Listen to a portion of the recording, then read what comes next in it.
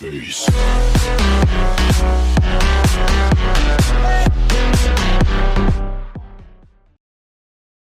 Hello friends, welcome again. Today we will discuss one more puzzle. So without wasting any time, let's start. A hostel accommodates 12 persons in 6 rooms. The persons are A, B, C, D, E, F, P, Q, R, S, T and U. The rooms are numbered 1, 2, 3, 4, 5 and 6. Each room of the hostel is colored with different colors. Those colors are blue, green, yellow, orange, pink and white. Each room accommodate only 2 persons. कह रहा है कि एक hostel में 12 लोग 6 कमरों में रहते हैं और हर एक कमरे में अलग अलग कलर किया हुआ है और एक कमरे में केवल 2 ही लोग रहते हैं. So to solve this type of puzzle friend, first we have to create a table. I have already created a table in which one column is for room. There are 6 rooms and one column is for persons and one column is for color of the room. Now let's see the first point. First point is A, B, Q, R, T and U are the only males in the group. कह रहा है कि उन 12 लोगों में से A, B, Q, R, T, U he males हैं, means पुरुष हैं. So we write A, B, Q, R, T and U and we denote male with positive sign. Means अगर 12 में से 6 पुरुष हैं तो 6 रिमेनिंग जो है वो औरतें ही होंगी and the remaining R C D E F P and S and we denote female with negative sign. Now next point is females room are odd number while male rooms are even number. कह रहा है कि जो औरतों के room है वो odd number है और जो पुरुषों के रूम है वो इवन नंबर है. So we write even number room means 2, 4 and 6 and odd number means 1, 3 or 5. Now next point is A and B share a room. कह रहा है कि जो A and B है वो एक साथ रहते हैं. हमें नहीं पता A and B कौन से रूम में रहते हैं. So we write this point outside the table. A, B and C's roommate is not D. कह रहा है कि जो C का रूममेट है वो D नहीं है. So we write C, D and cancel it. Now next point is E does not lives in room 6 which is yellow. कह रहा है कि E जो है वो रूम 6 में नहीं रहता है जो कि येलो कलर का है. So we write E and cancel it and room 6 is of yellow color. Now next point is neither room 5 nor room 4 is blue or orange. कह रहा है कि ना तो 5th रूम ना ही 4th रूम ब्लू है ना ही ऑरेंज है. So we write blue, orange, blue, orange and cancel them. Now next point is the pink room has an odd number but it is not room 3. कह रहा है कि जो pink room है वो odd number रूम है but third room नहीं है. Odd number are 1, 3 and 5 and third is not there. So pink room will be either 1 or 5. Now next point is F lives in room 5 with D. कह रहा है कि जो F है वो रूम 5 में रहता है D के साथ. So we write F and D. Now next point is P's roommate is not S. कह रहा है कि जो P का रूममेट है वो S नहीं है. So we write P, S and cancel it. Now next point is the blue room is even numbered. कह रहा है कि जो blue room है वो even number है. इवन नंबर में 2, 4, 6 में से कोई एक है. 6th रूम तो ऑलरेडी येलो है. 4th रूम ब्लू नहीं है मीन्स सेकेंड रूम ही ब्लू होगा. The next point is R lives in green room. कह रहा है कि जो आर है वो ग्रीन रूम में रहता है और आर जो है वो पुरुष है मीन्स या तो वो सेकेंड रूम में रहता होगा, 4th रूम में रहता होगा या 6th रूम में रहता होगा. बट सेकेंड रूम तो ऑलरेडी ब्लू है और 6th रूम येलो है मीन्स 4th रूम ही ग्रीन होगा. So we write green and R and D lives in white room. कह रहा है कि जो D है white room में रहता है और हमें पता ही है D 5th रूम में रहता है means 5th room is white. And in the previous point it is given that pink room is either first or 5th. और 5th room अगर white color का है means first room ही pink color का होगा. Now only one color is remaining that is orange.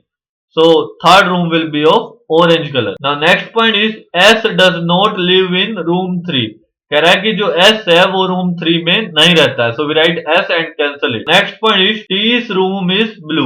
कह रहा है कि जो टी का रूम है वो ब्लू कलर का है, हमें ऑलरेडी पता है कि ब्लू कलर का जो रूम है वो सेकंड है, so we write T in the second room. Now our all points are completed and we can see that our table is not completely filled. So we try to fill the table with the given data. In the previous point it is given that A and B lives in same room and A and B जो है दोनों पुरुष है, means या तो वो second room में रहेंगे या फोर्थ रूम में या सिक्स्थ रूम में. सेकंड रूम में तो ऑलरेडी टी रहता है, मीन्स उसके साथ एक ही और पुरुष रह सकता है, मीन्स ए बी नहीं रह सकते सेकंड रूम में. फोर्थ रूम में ऑलरेडी आर रहता है, मीन्स एक ही और रह सकता है इसमें भी, तो ए बी फोर्थ रूम में भी नहीं रह सकते. Sixth room is remaining, so A and B lives in sixth room and Q and U are remaining. और क्यू एंड यू के बारे में हमें कुछ नहीं बता रखा, या तो क्यू और यू में से कोई भी सेकंड रूम में भी हो सकता है, फोर्थ रूम में भी हो सकता है. So we write T and Q और you,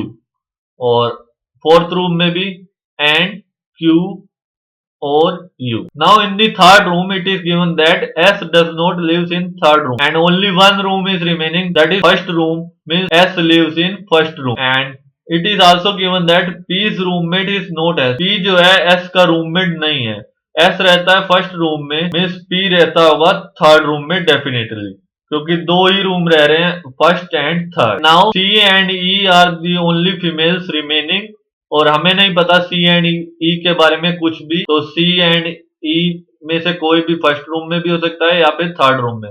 so we write S and C or E, P and C or E.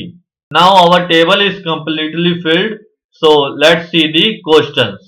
Now before starting the first question friend, please click on the like button down below to have more videos like this. Now first question is, who among the following are accommodated in pink colored room? Pink colored room is first room and in pink colored room S and E or C live. Now first option is E and S, so it can be true. C and S, it can also be true. P and C not true. Data inadequate, हमें नहीं पता E और C के बारे में, हम sure नहीं है, so our answer will be data inadequate. Now next question is, who among the following are accommodated in room 3? कह रहा है कि रूम 3 में कौन कौन रहते हैं. Room 3 is here P and E और C. P and C can be true. P and E also can be true. C and E is not true. Data inadequate, हमें E और C के बारे में कुछ भी नहीं पता, so we write data inadequate for these questions also. Now third question is, which of the following statement is definitely correct? हमें बताना है कि इनमें से कौन सी स्टेटमेंट करेक्ट है. U is the partner of T. U के बारे में हमें कुछ नहीं पता है, so it is wrong. Q is the partner of T. Q के बारे में भी हमें कुछ नहीं पता है, so it is also wrong. R is the partner of Q. R and Q और U. Q के बारे में भी हमें कुछ नहीं पता है, so it is also wrong. U is the partner of R. U is the partner of R. U के बारे में भी हमें कुछ नहीं पता है, so it is also wrong. So our option will be fifth. Now fourth question is, in which room A and B accommodated? कह रहा है कि A and B कौन से रूम में रहते हैं. A and B lives in sixth room. So our answer will be third. Now we move on to our fifth question. Now fifth question is, which of the following statement is are definitely false? कह रहा है कि कौन सी इनमें से कौन सी statement एकदम wrong है. A and B accommodated in yellow room. A and B yellow room में रहते हैं. A and B yellow room में रहते हैं, so it is right. Q is accommodated either in blue room or in green room. Q जो है वो या तो ब्लू रूम में रहता है या फिर ग्रीन रूम में. Q जो है वो ब्लू रूम में रहता है या फिर ग्रीन रूम में, so it is also right. C is accommodated either in pink room or in orange room. C जो है वो या तो पिंक रूम में रहता है या फिर ऑरेंज रूम में, so it is also right. U is accommodated in room 2. U जो है वो रूम 2 में रहता है, हो भी सकता है नहीं भी, so it is also right. हो भी सकता है इसलिए, so miss none of the statement are definitely false. So our answer will be first. Now sixth question is, which room is of green color? Green color का room कौन सा है? Green color room is 4th. So our answer will be 4th. So that's it guys for this video. If you guys wanna see more videos like this, click on the subscribe button down below. And as always, thanks for watching.